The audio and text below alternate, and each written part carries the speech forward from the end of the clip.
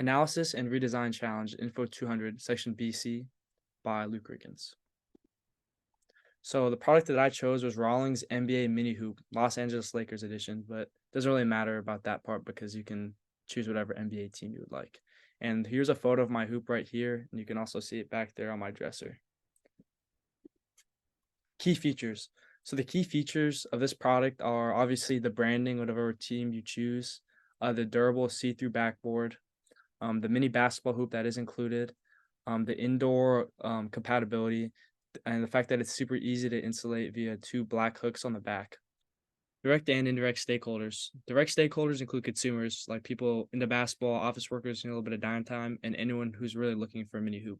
Indirect stakeholders include NBA for licensing, any NBA teams, sports equipment distributors, online marketplaces, retailers, and Rawlings. We'll explain why each is where it is in a little bit.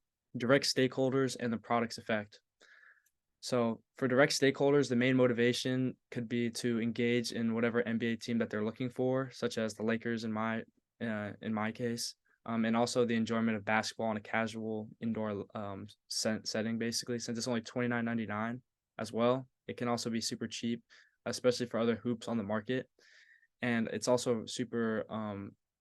It's like you could easily travel with it because you can take off the hoop and you can take off the hooks so that it's not like a big bulky piece. And one thing that's at stake is the poor product quality or design could lead to dissatisfaction and diminishing value of their investment and potentially detract the affinity towards either the Lakers brand or the Rawling company in general.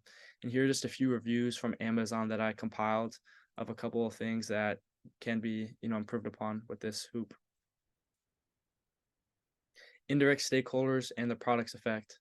So the main motivations for indirect stakeholders, such as the NBA or any NBA team, as well as sports equipment distributors and online marketplaces, primarily seeking to enhance their brand presence, engage in wider audiences, and generate revenue through the sales of licensed merchandise. Their success hinges on the quality and appeal of the products, such as like these mini hoops. And so poor quality items can detract the brand in total, and it can kind of put a little seed in their head to think that, okay, maybe this brand is not got high quality things. Issue 1, mounting limitations, which is a usability issue. And here's some research to back up what I'm about to talk about. Basically, the hooks in the back, which are right here, are sometimes not compatible if a door is too thick. And since this is the only way to set a hoop up, if the door is too thick, then the whole hoop is basically useless. And here's a photo that demonstrates this. And I don't really have to annotate this photo, even though it's a part of the rubric, but you can see right here that this is where the door is supposed to go.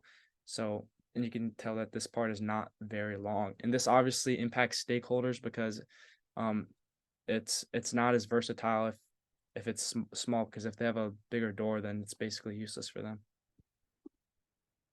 Issue 2, hoop durability and rim, which is also a usability issue. The design of the hoop, where the rim is attached only at the bottom, contributes to a lack of stability and durability. This construction makes the rim more prone to bending or breaking, especially with regular use or when subjected to typical play of intense basketball. As you can see in this annotated photo, this part, it's hard to tell, is actually not attached to the backboard, which makes this whole part of the hoop super floppy and not usable. Well, to to to par, in my opinion. And again, here's some research to back it up. And this obviously impacts stakeholders because if they really want to use a hoop that's super accurate to how actual hoop works in the real world, it's not gonna, have those standards just because the hoop is too floppy. A redesign proposal number 1: retractable hooks. So the solution would be to make the black hooks on the back retractable. This enables any type of door to work with this hoop. So you can see right here, this would just make it longer for any width of hoop. And for the stakeholders, the hooks would make it wider for a range of door widths, enhancing the product's versatility. And one assumption I had was that the hoop would be able to mount on anything, which obviously it wasn't, but I thought it was given the 4-star review. And then one limitation with this design is that it's unable to attach onto walls, which a couple of Amazon users mentioned that on slide 5 of this presentation, and that could also still be a hindrance. Redesign proposal 2: would be to put a screw on the top of the rim right here. Again, it's hard to see, but this is the original hoop. But if you put a screw right here, it would basically just make the hoop itself more stable. And then making the hoop more stable, given this solution, will help fix the issue of the rim being flimsy and hard to shoot on for stakeholders. And one assumption that I had was that the hoop would have 4 screws attaching the hoop to the actual backboard, but this was not the case. It only had 2. Um, and one limitation with this design is that it may actually be stiff, and therefore, if someone tries to dunk on the hoop, it could be more prone to break since it's more stiff. Conclusion. Retractable hooks address usability concerns by fitting a wider range of door widths, which helps stakeholders, as well as adding a screw at the top part of the rim, which enhances durability. These improvements will help the consumer's expectations, as well as benefit retailers, manufacturers, and reinforce the brand's reputation in general.